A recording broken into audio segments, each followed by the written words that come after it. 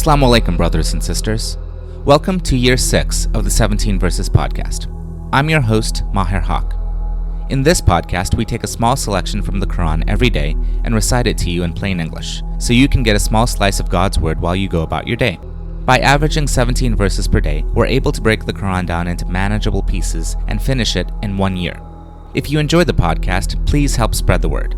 Tell your friends and family, subscribe in iTunes or Stitcher or wherever you get your podcasts, and write us a review. Show notes and a text episode can be found at 17verses.com. That's the numbers 17verses.com. Today's selection covers the entirety of Surah 65, At-Talãq, or Divorce, verses 1 through 12. These verses discuss how to conduct oneself during Iddat, or the period before a divorce takes effect, so as to be equitable and charitable to both parties. Bismillahir Rahmanir Rahim. In the name of Allah, most gracious, most merciful. O Prophet, if you and the believers divorce your wives, divorce them at the end of their prescribed periods, and count their prescribed periods accurately. Fear Allah, your Lord. Do not expel them from their homes during their waiting period, nor they themselves should leave unless they have committed an open lewdness. These are limits set by Allah. He that transgresses the limits of Allah will wrong his own soul. You never know, Allah may, thereafter, bring about some new situation of reconciliation.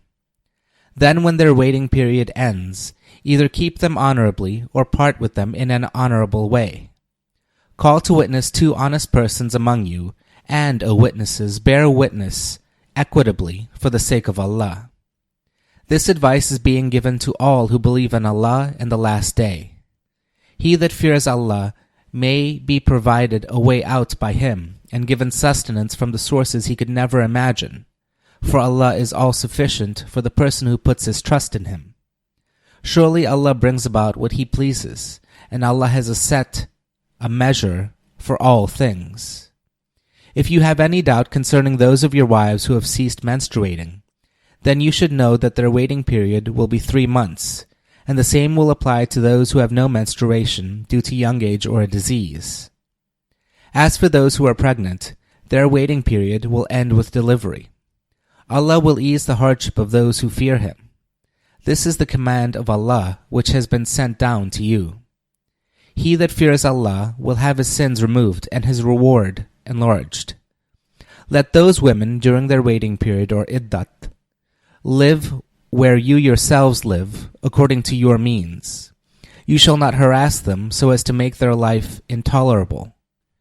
If they are pregnant, maintain them until their delivery, and if after that they suckle your offspring, compensate them and settle the matter of compensation with mutual consultation and in all fairness. But if you cannot bear with each other, then let another woman suckle the baby for you. Let the rich man give according to his means, and let the poor man give according to what Allah has given him. Allah does not charge a man with more than He has given him. Soon Allah may bring ease after hardship. How many townships have rebelled against the commandments of their Lord and His messengers? Stern was our reckoning with them, and exemplary was our punishment. So they tasted the fruit of their misdeeds, and the fruit of their misdeeds was perdition. Allah has prepared for them a severe punishment in the hereafter. Therefore fear Allah, O men of understanding and faith.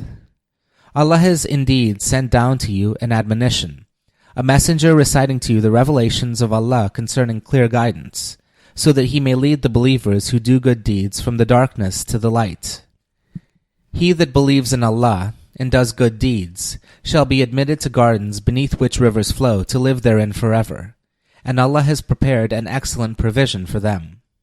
It is Allah who has created 7 heavens and earths as many. His commandments descend through them. This is being explained to you so that you may know that Allah has power over all things, and that Allah encompasses all things in His knowledge. Ameen. This concludes today's episode of the 17 Verses podcast. I hope that this selection helps increase your understanding of the Holy Quran just a little bit. If you like the podcast, you can subscribe in iTunes or Stitcher and write us a review. Or you can grab the RSS feed and put it into your own podcast app. The show notes, including the text version of this episode, can be found by going to 17verses.com. That's the numbers 17, VERSES.com. Thank you, and be well.